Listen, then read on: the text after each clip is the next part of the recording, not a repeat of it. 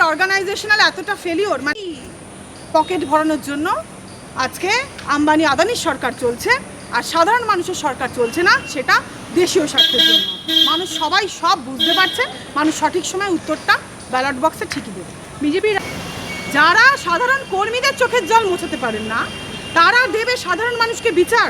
আর ভারত মাতা, এ তো ভারত মাতার নামে কলঙ্ক ছড়াচ্ছে, এরা অপমান করছে, এরা ভারত মাতার নাম ব্যবহার করে। তৃণমূল থেকে এসছে, বিজেপির বিধায়ক কারা হয়েছে? যারা আগে ছিল দাদেন কংগ্রেস, যারা আগে ছিল দাদেন তৃণমূল, যারা আগে ছিল দাদেন সিপিএম, তারাই তো বিজেপিতে যোগদান করেছে। এবং সাংগঠনিক এতটা দুর্বলতা, সেই দুর্বলতাটা তো অবশ্যই আমি খুব ভালো করেই জানি, এবং তাই জন্য তারা বাইরে থেকে প্রজেক্ট করেন এক একটা করে মুখ নিয়ে এসে।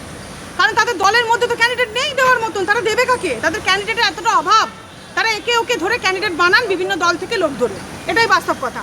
আর বিজেপির রাজ্য সভাপতি যে এই কথা বলছেন, আপনারা জানান, কমপ্লেন্ট করুন। রিয়েলি কোথায় কমপ্লেন্ট করবে?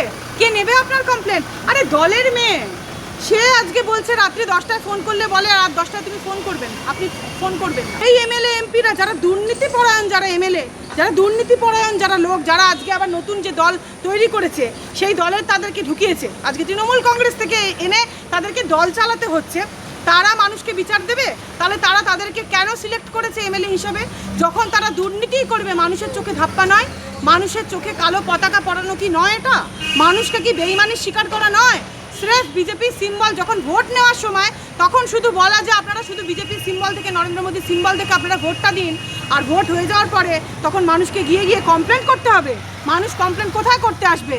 আজকে শ্রমিক ভট্টাচার্য মহাশয়কে কোথায় করতে আসবে? কলকাতায় কমপ্লেন করতে আসবে।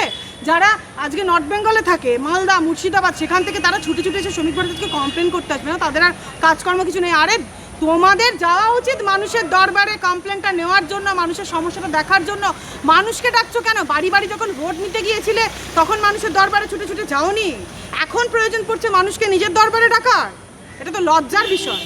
ক্ষমতায় আসার মধ্যেই 100 দিনের মধ্যেই বিজেপি নেতা বিবেক ত্রিপাঠীর দাদাগিরি আমরা কালকে দেখলাম।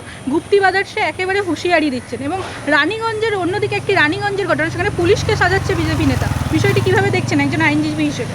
পুলিশকে বিজেপি নেতার এখন এরা দালাল করে দিয়েছে। বললাম তো, দিদি কি করেছিল তার থেকেও খারাপ করছে এই গভর্নমেন্ট। দিদি তো তবু 12 মাসে 14 মাসের স্যালারি দিয়ে একরকম ইউনিফর্ম গুন্ডা করে রেখেছিল, এরা তো বিজেপির নেতা করে দিচ্ছে। একদিকে শ্রমিক ভট্টাচার্য মহাশয় বলছেন যে দল আর সরকার নাকি আলাদা, আবার তিনি আবার সেই সরকারের যারা মানে পুলিশ অফিসিয়ালস, তাদেরকে দলের মুখ বানিয়ে নেতা বানিয়ে দিচ্ছেন। এই যে হুজ্জুতি একটি নেতার বা একজন বিজেপির মুখের, কিসের জন্য? এটা ছাড়া তারা করতে কি পেরেছে?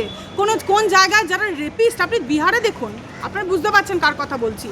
রেপিস্ট, এতগুলো করাপশনের কেস যার নামে, তাকে এসে পোস্টিং দিয়ে দেওয়া হচ্ছে, প্রাইস পোস্টিং দিয়ে দেওয়া হচ্ছে, মুখ করে দেওয়া হচ্ছে। সাধারণ মানুষ নেবে? সাধারণ মানুষকে ধর্মের জুজু দেখিয়ে শিব ঠাকুরের মাতলে, আর সাধারণ মানুষকে বলবে আমরা হিন্দুদের জন্য কাজ করছি, হিন্দু হকার উচ্ছেদ করে দেবে, আর সাধারণ মানুষকে বোকা বানানোর জন্য একটা করে নেতা নিয়ে এসে তাকে কুত্তার মতন ভোকাবে, মানুষকে ভয় দেখাবে, সন্ত্রাস তৈরি করবে।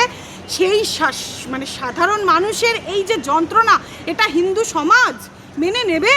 কোনো দিন কোনো সমাজই, হিন্দু সমাজ, আমাদের সোসাইটি, আমাদের হিন্দুস্তান সর্বোপরি, একজন আইনের ছাত্রী হিসেবে তো বটেই, পাশাপাশি একজন সংবিধানের রক্ষক হিসেবে এটা কিন্তু সুমোটো এটা জুডিশিয়ারির টেক চার্জ করা উচিত। কারণ এই গভর্নমেন্ট কিছু করবে আমরা এক্সপেক্ট করি না।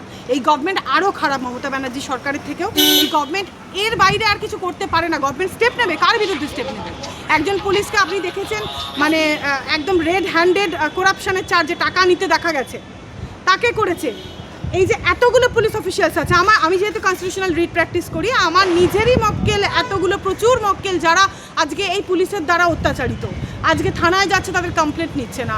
আরে টেররিস্ট সেকশনে এফআইআর, টেররিস্ট অ্যান্টি ন্যাশনাল সেকশনে এফআইআর, ভাবুন সেই অ্যান্টি ন্যাশনাল বম্বিং সেকশন, সেই সেকশনে তাদের এফআইআর নিচ্ছেন না কেন? তৃণমূলের কিছু পোষ্য কুত্তা, তৃণমূলের কিছু পোষ্য গুন্ডা যারা দেন তখন তৃণমূল, বর্তমানে তারা বিজেপির সঙ্গে হাত মিলিয়েছে। মানে এরপরে আস্তে আস্তে আর কি যখন পুরোপুরিভাবে বিজেপিকরণ হবে তৃণমূলে, তখন তারা ঢুকে পড়বে। ওয়েটিং লিস্টে আছে তো কিছু ক্যান্ডিডেটসরা, তো সেইটা তাদেরকে বাঁচানোর জন্য আজকে এফআইআরগুলো গ্রহণ করা হচ্ছে না। এগুলো গ্রাসরুট লেভেল থেকে আমি মানুষের সঙ্গে পুরো লেগে থাকি, এঁটে থাকি, তা আমাদেরকে বোঝানো বা খবরগুলো কি আসতে থাকে গ্রাসরুট লেভেলে, সেটা আমার থেকে ভালো তো কেউ জানে না। তাহলে আমরা সেটা বুঝবো না কেন? সে যে হুজুতে দিচ্ছে, বিজেপির নাম করে ভয় দেখাচ্ছে, গুন্ডাগিরি করছে, দাদাগিরি করছে, সাহসটা পাচ্ছে কোথা থেকে বলুন তো? এটা কার দেখার দায়িত্ব? আজকে মাননীয় মুখ্যমন্ত্রী মহাশয় কি করছেন? তিনি দেখছেন না মাননীয় মুখ্যমন্ত্রী মহাশয়? মাননীয় মুখ্যমন্ত্রী মহাশয় তো দেখা উচিত অবশ্যই যে কেন, কারণ আলটিমেটলি তাকে তো সিপিএম তৃণমূল বলে নয় বা বিজেপি বলে নয়, তাকে তো মানুষ ভোট দিয়ে আজকে মুখ্যমন্ত্রী বানিয়েছে, এই জায়গায় এনেছে। তাহলে মানুষের ভোটে যখন তিনি জয়লাভ করছেন তখন মানুষের কথা তিনি এত তাড়াতাড়ি ভুলে গেলেন এই কয়েক মাস যেতে না যেতেই? যে এফআইআর তৃণমূল আমলে রেজিস্টার্ড হয়নি এতদিন, সেই এফআইআর তো বিজেপির আমলেও বিজেপি সরকার গঠন করে নিয়েছে, তারপরেও তো সেটা রেজিস্টার্ড হয়নি। এর থেকে বড় খারাপ আমরা কি দেখতে পারবো? তাদের হুজ্জুতি সহ্য করার জন্য কিন্তু মানুষ ভোট দেয়নি। বিজেপি এই জিনিস মানুষ কিন্তু মেনে নেবে না। ফান্ডামেন্টাল রাইটস আর্টিকেল 14, আর্টিকেল 21 পুরোপুরিভাবে ভায়োলেট হয়েছে এবং হচ্ছে, এর জবাব অবশ্যই উত্তর মানুষ দেবে। Thank you.